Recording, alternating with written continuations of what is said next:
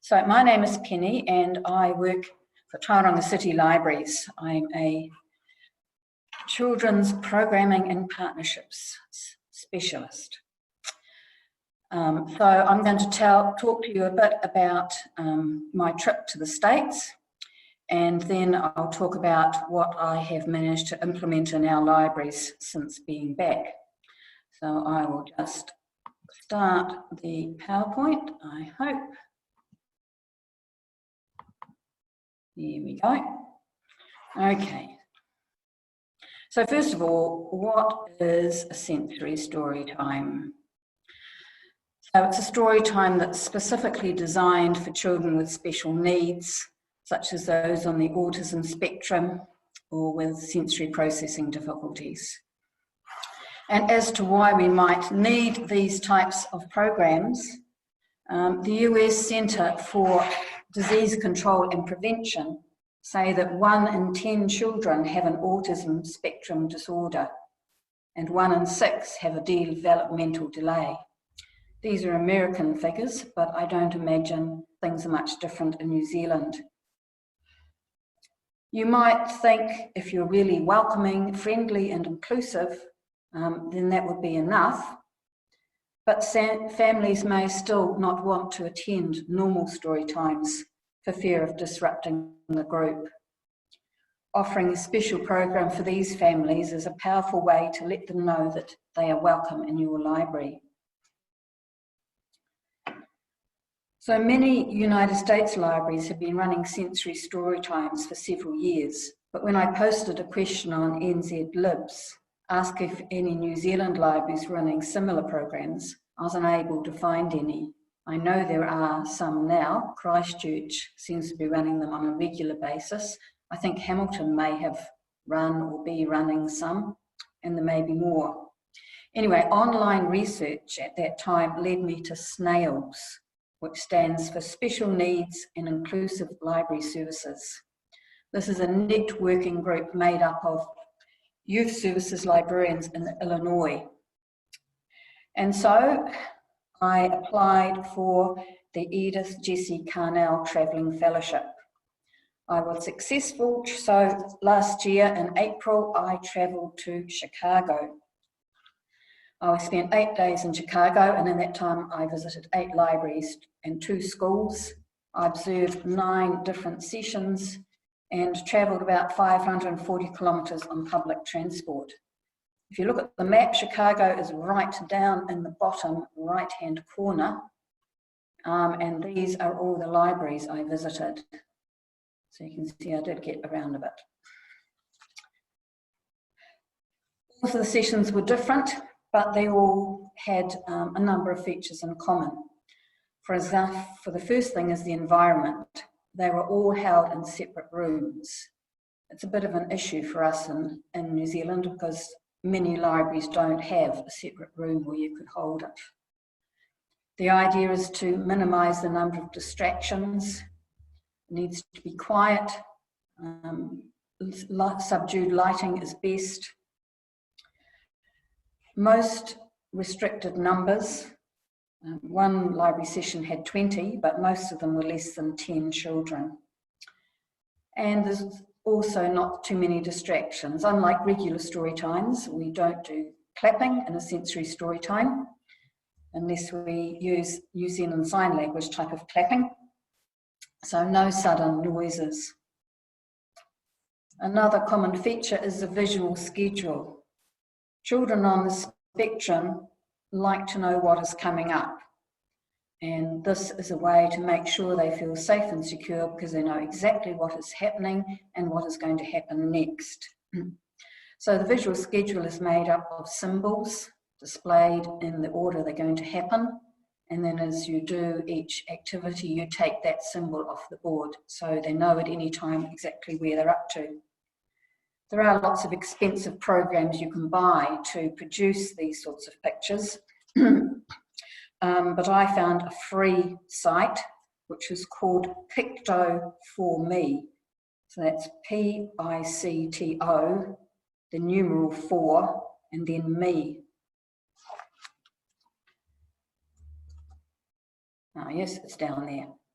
Picto for me. Filmmaker is recommended but very expensive and does way more than you'd actually need. Another common feature was the importance of sensory input. So they use things like bubbles, parachutes, scarves, instruments, felt boards. One session, they had a blind child coming along, and they used to give the helper a bag of props that were related to the story. So the helper could pass the child the appropriate prop when they got to that part of the story. Weighted cushions are great to help the children relax. And fidget toys, koosh balls, tangles, fidget spinners are all great to help with self-regulation. We all know repetition is important for children to learn, but it is especially important with this group of children. So each session, the overall structure is the same. Use the same hello and goodbye songs every time. They repeat songs and finger plays often, and stories are also repeated frequently. So that's something that's a bit different from our regular story time, where we usually only do a story once or twice a year. With all this repetition, it gives children a chance to become familiar with the songs and stories, and therefore more successful at interacting with them. Books, of course, are important in a story time. When you're choosing books for a sensory story time, it's important to choose concrete stories. So stories about things that the children can actually see and touch and hear, rather than stories about concepts, which are much more difficult for them to grasp. The books need to be interactive in some way. So in this lineup here, we've got Moo, which is a great book. It's a bit older now, so it can be a bit hard to get hold of. But it tells a thrilling story, and the only word in it is moo. So it's very easy to get the children to join in. Eric Carl's From Head to Toe is a great one for them to move. They can copy the animal movements. Dog's Colourful Day is a great one for the felt board. The children can have the different coloured dots and come up and put them on the dog at the appropriate time. The Up, Down, Around is a story about planting seeds. So once again, it's something that the children can act out. So those are all the things all the sessions had in common, but here are some of the variations. Timing. So the day that they were held, most were held during the week, but one library had a request to hold it in the weekend. So they did that. They moved their story time to a Saturday so more people could attend. Time, most are held in the morning. However, at Oak Park, they deliberately held it after school so that all ages could attend. The length, usually 30 minutes if it's just a story time, but a lot of libraries combined it with a sensory playtime, either after, which was what most of them did, or before. And frequency, most held them monthly. However, at Oak Park, it was held weekly. The staff member in charge there felt it was important that they did not start a sensory story time until they had enough staff resource to run it on a weekly basis. And certainly with constancy and repetition and regularity being very important for these children, weekly is the ideal.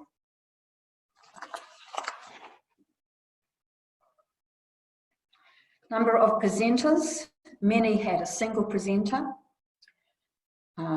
although several staff members were trained to be able to present it in case of illness or holidays. A number had 2 presenters, and one library actually had the luxury of 4 presenters. This program was at Mount Prospect. It was developed in conjunction with a physio, and so she came along to help run the sessions. They also had a large Polish population, so in addition to the 2 children's librarians, they had one librarian who was fluent in Polish. and could read the stories alongside, so they were read in both Polish and English. There were also variations in the type of seating. Many let the children just sit on the floor wherever they wanted, like a normal story time. Others had lily pad cushions, so each child had a defined area, they knew where they were. Shelley preferred these red chairs, which are called backjacks. They've got a metal frame in them. They offer support and stability for children who are still working on core strength and unable to sit independently. And they're also great for kids who like to rock.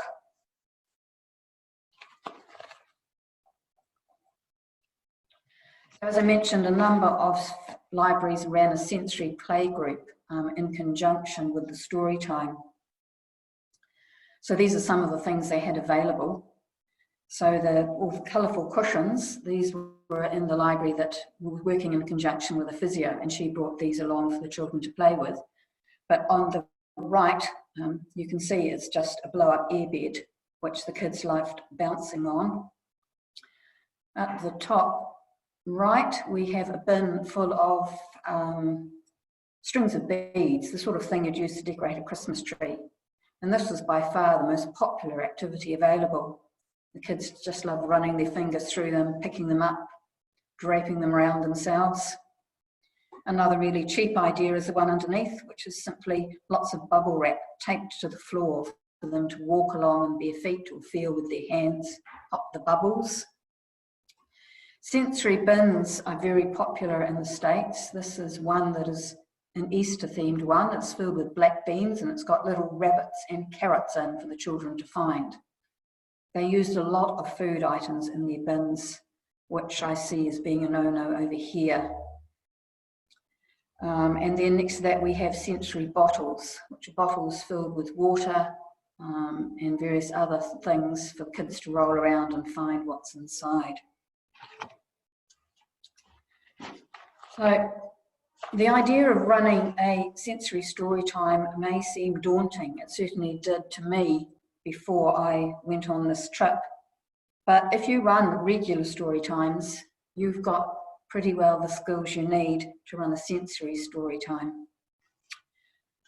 While I was there mostly to look at sensory story times, I also took the opportunity to look at other things they were doing to help children with special needs. So a number of libraries had social stories on the library website.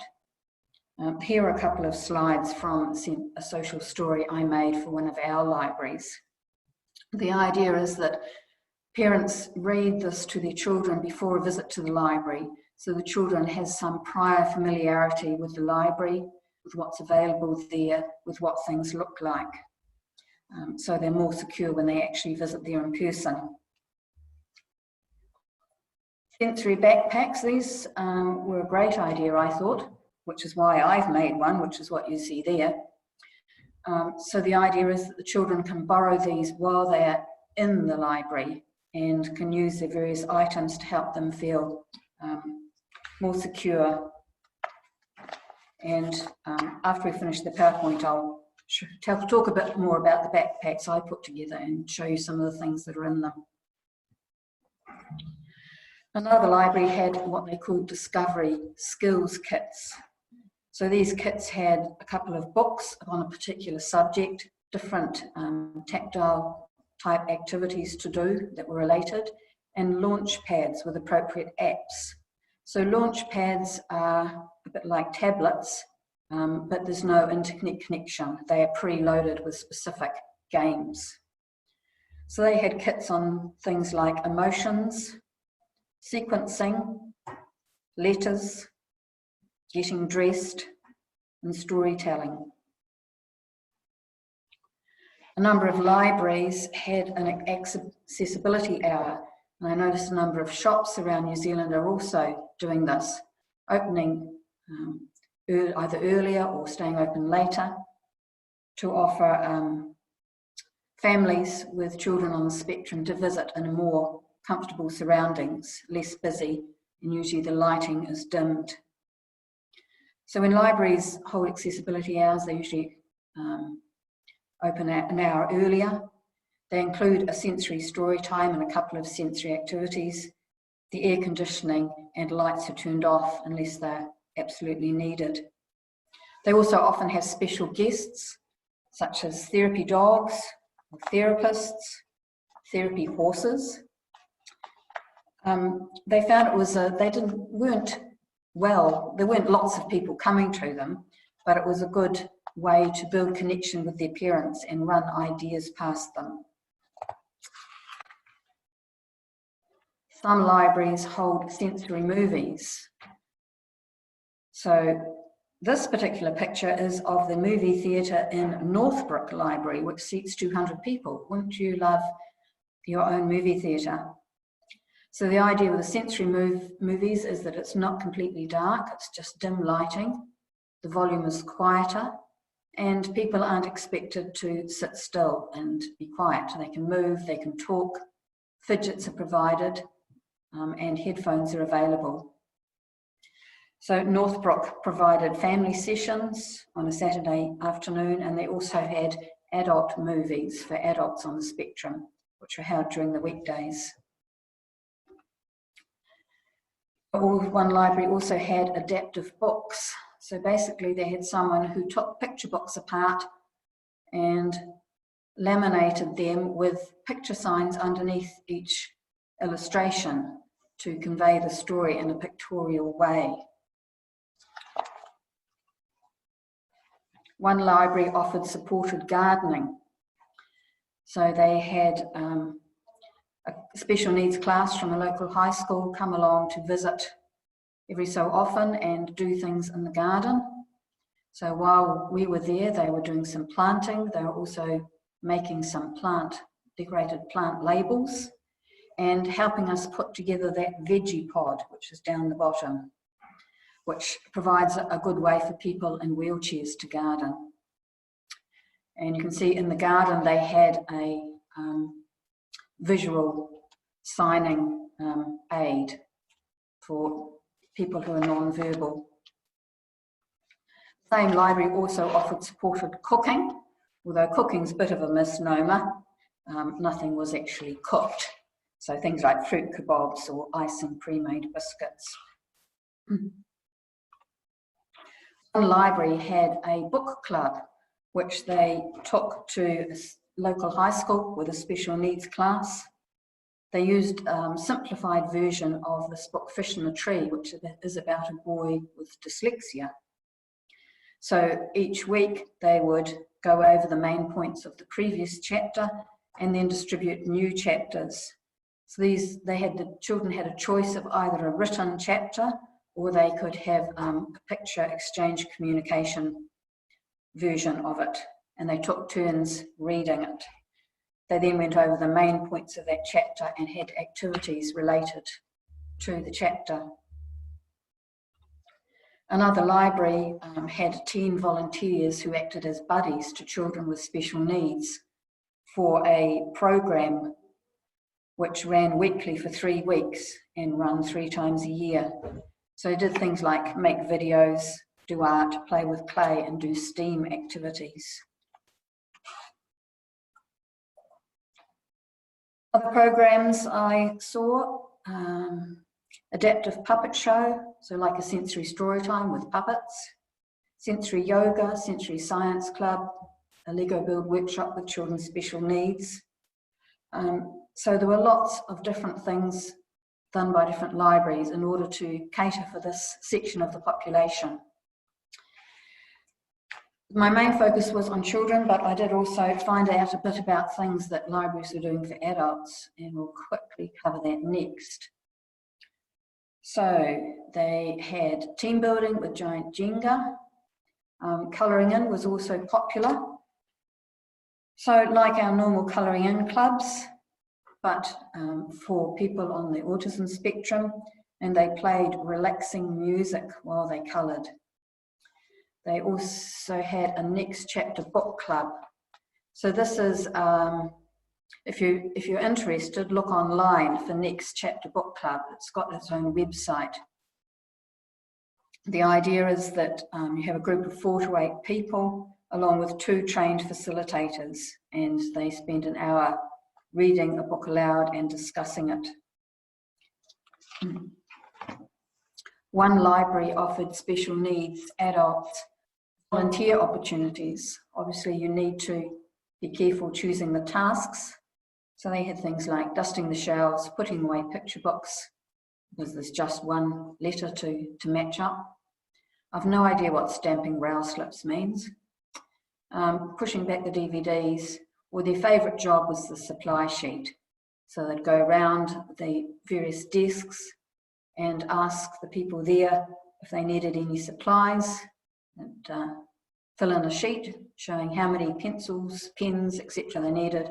They'd go and get them and deliver them to the desks. Chicago Public Library offered a number of sign language sessions using American Sign Language. So there's a book discussion group, tech days, game days, sign language learning circle. So this wasn't actually taught by the librarians, it was actually an online course to learn American Sign Language that they used in the library. And they had sign language practice sessions. And also at Chicago Public Library, which is a very large library, they had assistive technology centres. So they had 3 rooms all equipped with a range of equipment, such as computers with Dragon speech recognition, Braille translator, a Braille display, a Braille embosser, high contrast keyboard, which is what you can see in the picture, trackball. They had text to speech programs, scan and read programs, video magnifier, wheelchair accessible computer tables, screen magnification, and that other picture is of a sign language phone. So you can come in here, call up somebody, and you can sign to each other via the screens. So that is the end of the PowerPoint. Before I talk about what I have done in Tauranga Library, does anybody have any questions?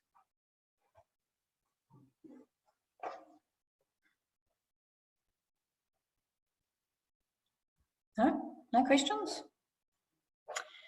Okay. When I went over there to learn about Sensory Storytimes, it was with the aim of coming back to Tauranga Library and starting up Sensory Storytimes. Because a year ago when I went over, there was a room in the library which had been an office, but was planned to be converted to a programming room. Unfortunately, plans changed. We all went to flexi working, and that room just became a general dumping ground. We are angling for a new library, and basically nobody wanted to spend any money on converting that space to a programming room. So being in the position of not being able to start up a Sensory Storytime, I thought, well, what can I do? So the 2 things I decided on, which would be quite easy to implement, was firstly, putting some social stories up on our website, and secondly, getting some sensory backpacks together. So I made social stories for each of our 4 community libraries. So I went to each library, took photos of the area, particularly the children's area, put them into a story using PowerPoint, which I then converted to PDF. I then sent them to the webmaster to put on the website. Not actually on the website yet, because the council guidelines specify Arial font, and they are all in Century Gothic. So unless I can find an easy way of converting them all, I will have to go through them frame by frame to convert all the text to Arial before they can go up on our website. So some of the hiccups you don't really expect. I have made some sensory backpacks. So this is, hope you can see this is our sensory backpack. We have 5 of them. 2 for Tauranga Library, which is our biggest library, and 1 for each of the other community libraries. Bright yellow backpacks, we got them printed with Tauranga Library logo on. And on the back we have got a list of the contents, so it's easy for the library assistants to check everything's in there when they're returned. And we have an RFID tag on the back, so they will beep if they get taken out of the library. In our backpack, we have got a visual communication card. So I made this using Picto for me. And the idea is for anybody who's non-verbal, they can just point at the appropriate picture to communicate. So there's things like I, you, find, want, book, fiction, non-fiction. I'm lost, where, don't understand, please repeat. So there's that. We have earmuffs for those who are sensitive to noise. So these are child-size earmuffs. They're not actually noise-cancelling headphones because they were horribly expensive, but these were sold as earmuffs from a place that sells sort of protective gear, and they're actually pretty effective at cutting down the noise.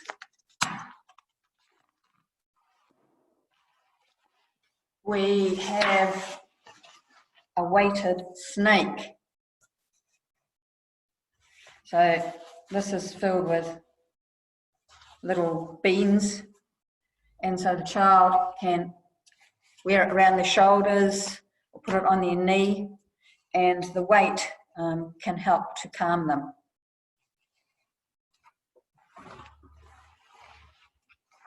We have a couple of fidgets. So this is a really great one, really cheap from Kmart.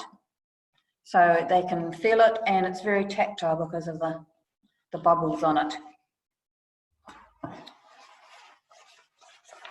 And this is the other fidget we've got in there, just a fun thing to play with.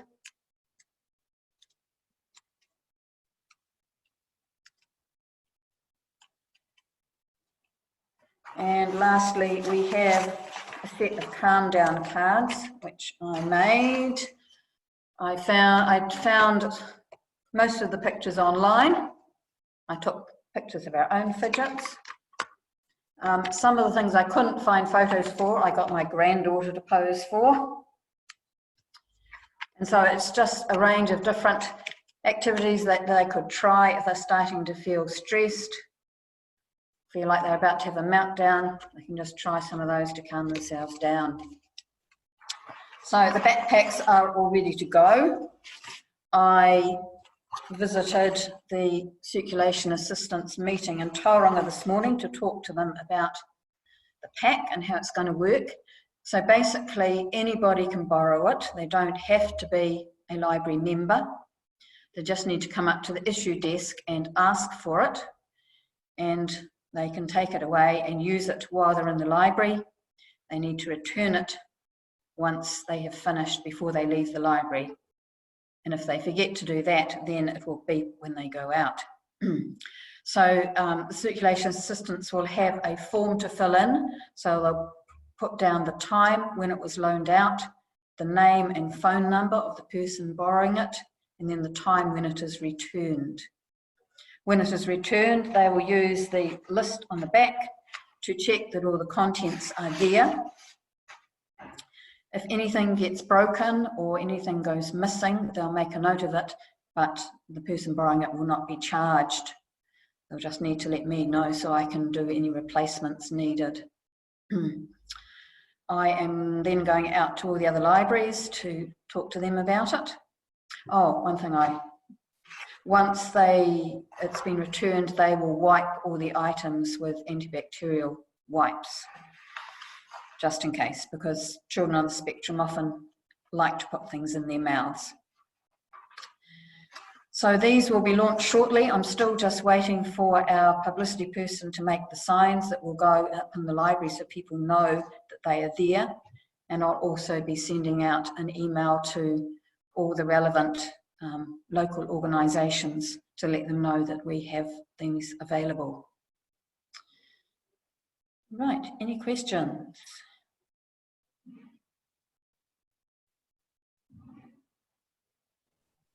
Gosh, no questions. That's great, Penny. I was just going to say, maybe we can write down the list of the items in the backpack, and maybe the places where you sourced some of the materials from, and we can put that in the description of the video, perhaps. Yes, sure, I can do that. And also just the things you put on the visual communication card. Yep. That'd be useful. Yes, I'm happy to share all these things if people want to email me. I'm from Tauranga in Christchurch, and so we've been running Yes. our one last year. So it's How nice to see. How did that go? It's been grand. We've been doing it with the schools, and so we did the Pride Up with the schools first. So so everything that you've done, we've mirrored. So it's like we haven't done things bigly different. So we're effectively doing school classes during school days, during school time, and then we also got weekend Saturdays and Sundays. Oh, cool. Right. But having the luxury of a new building with a room. Yes, yes, you have got a beautiful room there. Yeah, yeah. Yeah.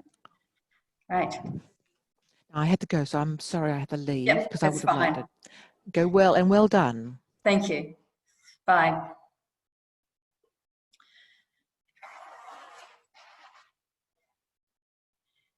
So as I said, I'm happy to share any of the resources. I can put a list together of the contents of the backpack and where I sourced them. The snakes, I must admit, took ages to come. I think it's somebody who does them sort of as a second job or as a hobby. So they took a long time to come. But yeah, they arrived in the end. Right, if nobody has any more questions or anything else to add. Hi, Heather. Hello. Can you tell me a little bit more about those social stories? The social stories, yes. Okay, in fact, I can probably show you one. Just wait a minute while I find it. So, share. I'll just have to navigate my way through all the folders.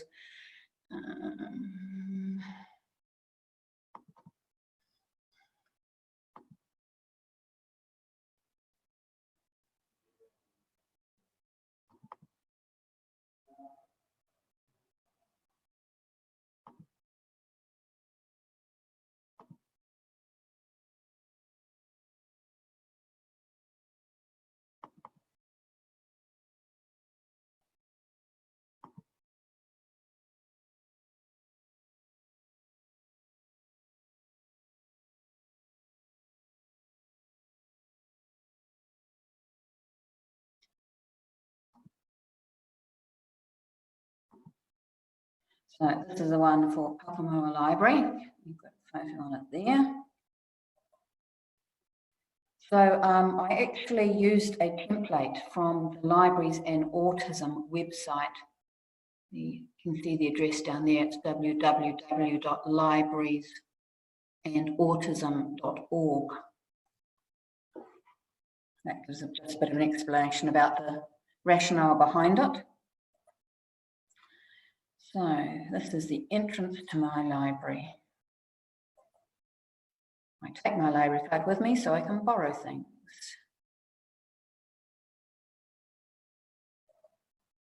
My library has headphones and other things to help me when I visit.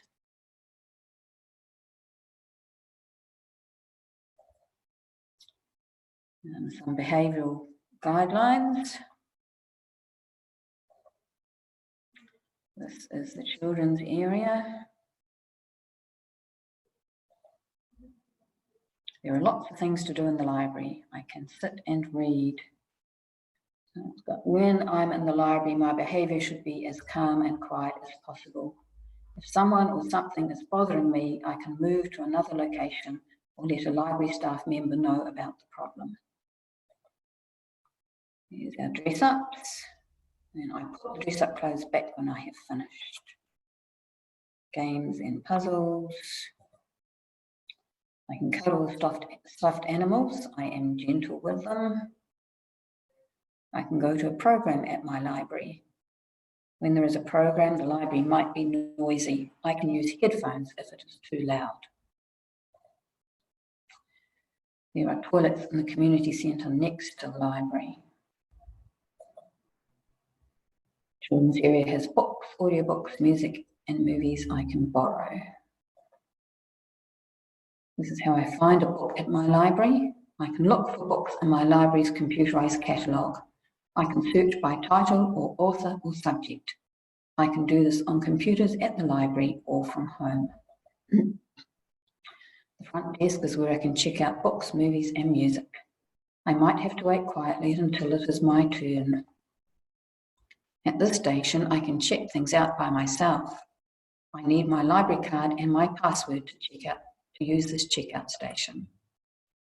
These are the gates I walk through when I leave the library. If I haven't checked my books out or handed back a borrowed backpack, the gates will make a loud noise. And that's the last slide. There. So that's what it looks like.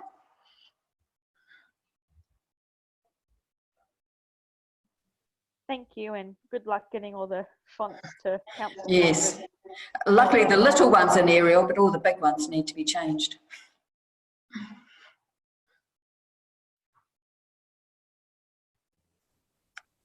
Right.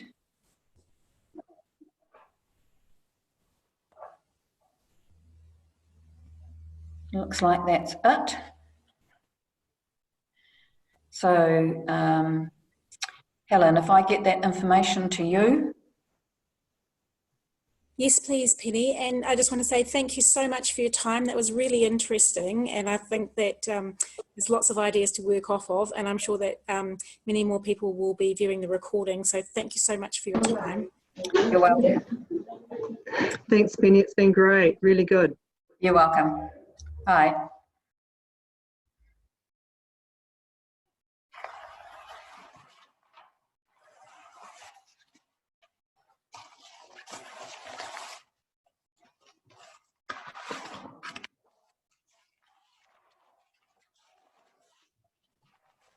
I'll email you, Penny.